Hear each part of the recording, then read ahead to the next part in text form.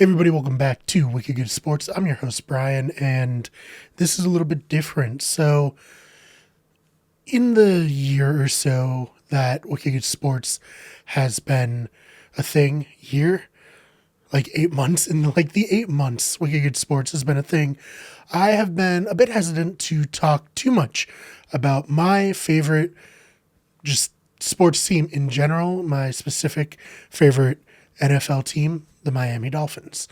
So, when starting this, I kind of wanted to have a focus on Boston sports because outside of the Dolphins, my fandom lies within the Bruins, the Red Sox, the Celtics, but I don't like the Patriots. Pretty much the exact opposite in terms of like fandom alignment.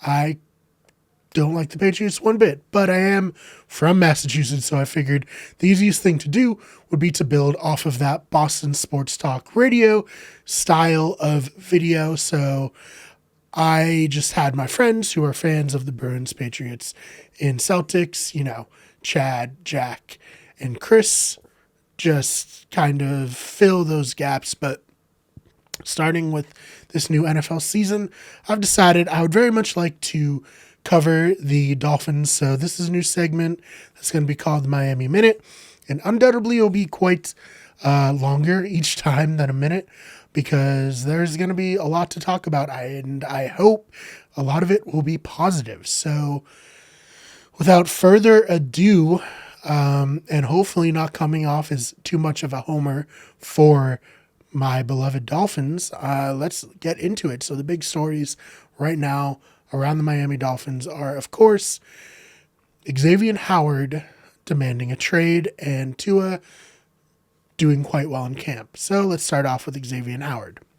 In 2019, Howard signed an extension with Miami Dolphins worth upwards of $79 million.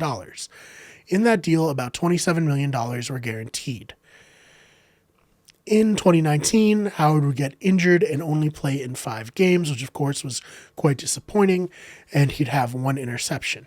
However, last year, 2020, Howard came back and really showed why he was worth the extension, tallying 10 interceptions, and for my money, proving that he is the best cornerback in the league. I'm sure that can be highly debated, but in my opinion, he showed that he is the best cornerback in the league. So he fired his agent who got him the initial extension because, as he said in recent days, he didn't fully understand what he was signing. And of course, that is, an agent's job to make sure that their client understands the intricacies of the contract they are signing. He's hired a new agent and he is trying to get a new contract or at least renegotiate the contract that he currently has to pay him more in guarantees. Plain and simple, he wants to be paid like the best cornerback in the league, like many, including myself, believe he is. This put the Dolphins in kind of an odd spot, given that the just paid him, but he also outperformed the contract. So it kind of is like, what do you really do here? You can't, as an organization, you can't really just re-sign a player every time they have a breakout year. That would become unsustainable, especially if you're drafting players you think are going to perform at high quality. Part of the benefit of getting an early deal done is that you are kind of paying for the potential and giving money based on the potential rather than what has been earned. Certainly, if the Dolphins hadn't signed Howard a few years ago and then he was up for a new deal now, it would be cut and dry like, well, he's proved himself as the best cornerback, you have to trade him.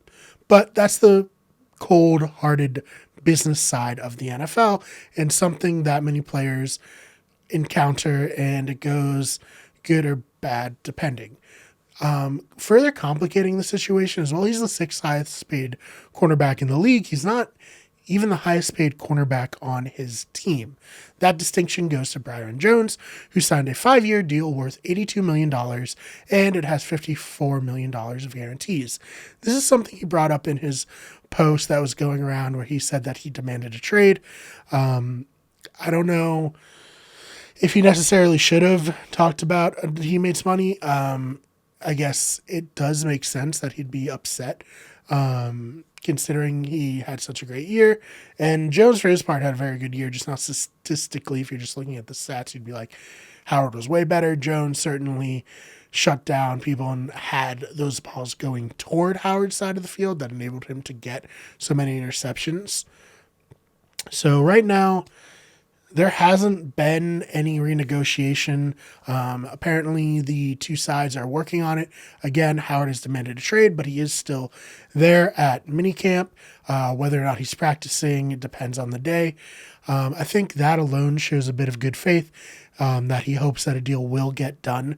And this past weekend, he stated that, again, he hopes the deal is going to get done. He wants to stay in Miami. And for my part, giving my opinions on it, I'd like to see them maybe renegotiate it in the sense that, okay, we had less guarantees on the initial contract. We're either moving that money up or we're keeping the money where it is, but guaranteeing it. I do think that losing Howard right now would be not beneficial for the Dolphins, and it would especially complicate things given that while I really believe in the, new Dolphins regimen, I can't help but be a bit hesitant given that since Brian Flores came in, they've improved as a team. They play a lot better than when Adam Gase was there, especially last year. But that doesn't come without certain friction with certain players, specifically Minkah Fitzpatrick. I mean, just imagine how good this team would be if they had Jones, Howard, Fitzpatrick, all there. Now they've added Devin McCourty. They have Eric Rowe. They have Noah Igbenogany, I believe is how it's pronounced. Noah, if you ever watch this, very unlikely, but I apologize if that's the incorrect pronunciation of your name, who is, of course, a first-round pick last year, who we hope is going to develop into something more. So they're kind of damned if they do, damned if they don't. Damned in the sense that, like, if you renegotiate, you look like a team that will do that for any player who has a good year, and that complicates things down the road. Damned because if they lose Howard for anything less than, I think, a couple of first-round picks or a first-round pick and a quality starter, that's a huge loss for the Dolphins, and it adds to this negative perception, fair or not, around the Dolphins and Brian Flores potentially alienating certain players. So let me know what your thoughts are in the comments below. I personally would love to see, if not a change in contract, a change in the language and the guarantees to keep Howard with the team. I think he's, again, the best cornerback in the league, and I would very much like to see him stick around. All right, moving to the next topic. This is definitely one I've been hesitant to talk about, so I'll just lay it out right now. I'm a big believer in Tua. I think he's going to be a very quality starter. The things that he showed me last year, coming off a very devastating and what was at the time called a potentially career-ending injury, has impressed me to the point where I believe that he is going to be a great starter going forward. Now, here's the part of why I've been hesitant to talk about him. I truly believe that there are certain people online who would like nothing more than for Tua to fail and to, just not be as hyped up as a quarterback as he was in college. I mean, look, he came in to college as a potential star. He won a national championship coming in at halftime, proving that he was a star in the making. He made another national championship, which they lost to Clemson. And then he had a very devastating injury in the year where they were looking pretty solid despite a loss to Joe Burrow and and LSU. So I think it's been just a lot of years of hype around Tua, the tank for Tua stuff, and then compounded with the fact that Justin Herbert also had a very good year. Of course, he won Rookie of the Year. He set all kinds of rookie records in terms of passing, and he was picked one spot behind Tua. It's kind of fed into this narrative that Tua is a bust. I don't think that's a narrative that's fair. I don't think it bears out if you watch him play. There are certainly moments where he was hesitant. coming back from that injury. That's probably the biggest thing that he needs to get over, is just having more confidence in his throws and making faster decisions, perhaps not being as secure with the ball. He had few interceptions, but a lot of times it seemed like he was holding it and not taking risks. Granted, he didn't have, that many talented receivers near the end of the year for him to take risks downfield. We hope with Fuller and Albert Wilson coming back after missing the season due to opting out to COVID, he'll have more, not to mention Jalen Waddle signing being drafted by the team. He'll have the talent to push downfield more next season. Bottom line here is the guy went 6-3 in his 9 starts. There were great moments. The game against the Cardinals specifically really showed me that he can be a quality starter. There were growing pains. There were bad moments in that Broncos and Oakland game. They lost pretty handily. They had a bit of a comeback against the Broncos, but it never really felt like they were going to come back. I know Fitzpatrick came in, led him down the field, and then threw an interception, and then the other side of Fitzpatrick against the Raiders, where Tua wasn't really getting a lot done.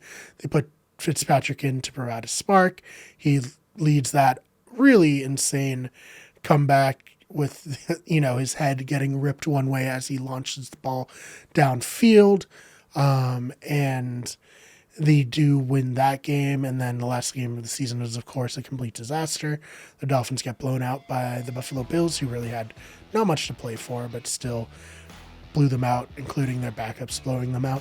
So it was an up and down year, but it was a rookie year coming off a big injury. And I feel like people just look at the stats and look at him getting benched for those 2 games and are very quick to write him off. And all the reports out of minicamp are that he's doing quite well. Granted, they're not in pads yet. We'll see what happens. And it's just minicamp, but I think Tua will surprise some people this year. That's just my take. Would love to hear your takes in the comments down below. So this has been the first Miami Minute. I hope you enjoyed it. I know I enjoyed talking about the Dolphins, and I look forward to doing it for the rest of the season. Thank you so much for listening, and we will see you in the next one. Hey, thank you so much for watching that clip. If you want to follow us on Twitter, we're at Wicked Good Sport and at WG Everything. The main channel, which is a comedy channel, is at Wicked Good Everything. This channel is Wicked Good Sports. We also have a podcast channel at Better Radio. Check all of those out. You can follow us on Instagram at Wicked Good Everything, on Twitch at twitch.tv/Wicked Good Everything, and on TikTok, just search Wicked Good Everything. Until next time, we'll be seeing you.